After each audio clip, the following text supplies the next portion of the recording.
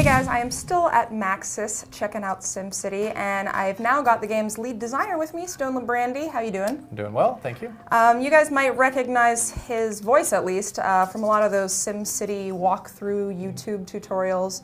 Obviously, you know, the visual changes are a huge difference in this one, but you guys have also made a lot of changes to the kind of underlying systems of the game, right? Yeah, the Glassbox engine that powers everything controls all of the systems from not just the people walking around, but the fire system, how it spreads, the crime system, how criminals level up and do crimes and get put into jail. So water system, every system is all controlled by that same simulation layer.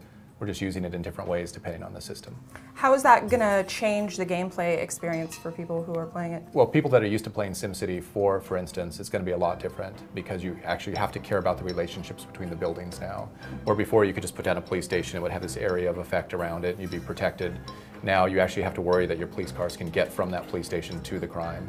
And so that planning and setup of where the trucks are, where the commuters are, where your train tracks are, really matters a lot in this game. How does that come into the multiplayer aspect of the game? The main part with multiplayer is that you can get two different people together and they can specialize in different ways. So in a previous version of SimCity, if I built a city and it was only houses, it would fail because houses can't survive by themselves. You need jobs, you need shops. But in this version, I could make that suburb city and I could have you make the industry and the commercial, and my Sims will commute to your city in the morning and they'll come back at night again. And so this lets us specialize our cities a little more, and basically gives you a lot more variety of cities that you can play with. How exactly are the actions of people in other cities going to affect yours? So there's a lot of different interrelationships between the different cities within a region. So for instance, if I have a big crime problem, my criminals will spill out into your city. You could then fight back by putting more police force in your city, and your police will come into my city and start arresting my criminals. So it's always this back and forth. It's never like I can hurt you, but you can't fight back. So we tried to make it as balanced as we could. If we both decide to make crime cities, then we're going to have a problem in that case. But also in the terms of resources, I may be mining coal, for instance, that you burn in your coal power plant. And at some point, let's say I run out of coal. Now we have a problem because you were supplying power to the entire region and I was giving you the free coal to do that. But now we have to come up with another way of doing that. So that may mean we have to switch over to some renewable energy like solar or wind power, or it may mean that we have to start importing coal from the global market. And the global market is something that's bigger than any one region. That's actually spread across all the players, are all part of the same global market. So if everybody's burning coal, the price of coal will go up. If everybody's trying to sell coal, the price of coal will go down. And that's across every game on the server at the same time. Okay, so if I'm playing with somebody who is, say, completely reckless and their city is riddled with crime and it's spilling out into my city, is there anything that I can do about that short of just, you know, switching to private instead of public? Well, like I said, you could have the crime system. So like you could go into, or the police system, sorry. You could go out, build an awesome police station, put some helicopters on it, get a bunch of vans and go out and patrol, and basically go out and pull all those criminals off the streets and put them in your jails. And then that player who's trying to grief you or spoil your game by making all this crime, you're actually spoiling their game by arresting all the criminals before they have a chance to react to you. It seems like there's, I don't know if this is the right term to describe it, but it seems like the game is almost more socially aware now. Just in terms of like a lot of the functionalities in it, like pollution and stuff, but also just the way it's been marketed so far. Is there some personal stake in that for you, or is that like something that you feel strongly about? Yeah, I do feel strongly about it, actually. We're an entertainment product, we're not educational. We don't really go out there and say we have a message that we want to tell the world. But when you play the game, we want you to understand the world around you a little bit deeper from playing our game. And this has been a hallmark of SimCity ever since the beginning. Like I remember playing SimCity 2000 and then going outside and seeing my neighborhood in a way that I had never seen it before. And so we want people to get that kind of feeling of you're a little bit smarter now, you know a little bit more what's going on in the real world because you played our game. But the real world has good and bad qualities to it. For instance, coal power, yes, it's really dirty, it's evil, but it's super cheap. And if we didn't have coal power in the real world, electricity prices would be very expensive right now. We have green energy, but that's really expensive. It's a little flaky if the wind's not blowing, if the sun's not shining. So we wanted to make sure we captured all of that in this game. That there's not one right answer, you should always do this, and that's good, and this is always bad. there's pros and cons to everything you do in our game.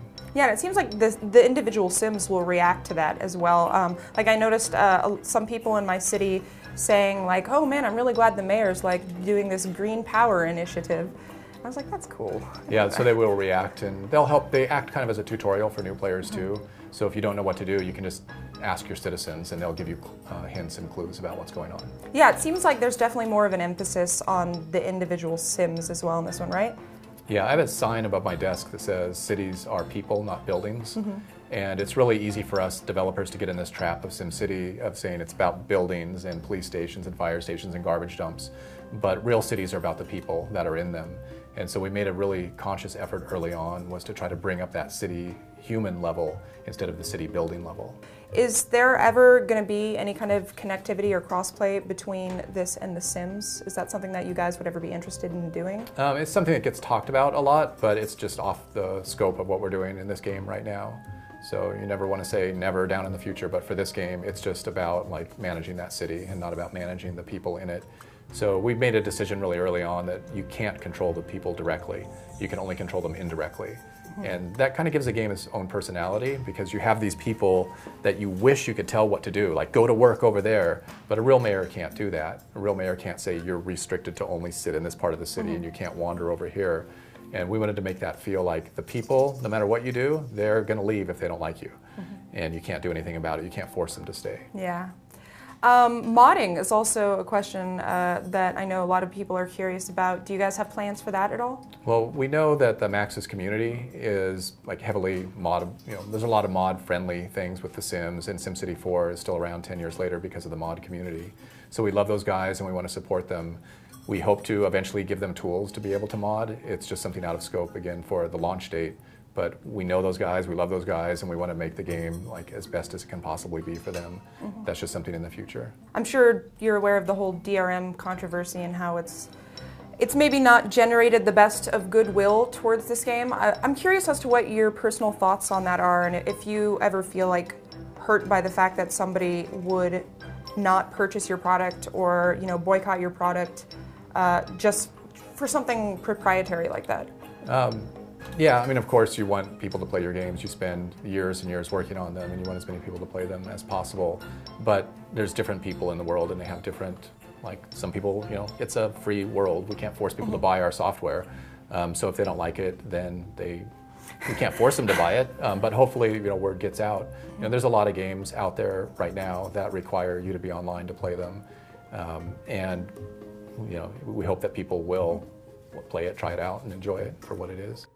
Is there anything that you're particularly proud of that you worked on that you think is really neat in the game that people should know about? I think the thing I'm most proud of is that we were able to get all these systems to interact and work together. So it's not like a system lives in isolation and it's just off on its own. Every system talks to every other system back and forth. So the pollution system talks to the health system, for instance. And you've got to get all of those balances, inputs and outputs all set up. So I couldn't single out any one little thing, but the fact that it all came together into one gigantic city is just amazing and really impressive, the work that this team has done. Lots of math involved there, I bet. Yeah, a lot of spreadsheets. A lot of spreadsheets, my favorite. Well, thank you so much for chatting with me, Stone. Thank you, Tara. March 5th, guys, in North America, SimCity is coming out. Are you ready? I'm ready. I'm ready. All right, thank you. Thank you.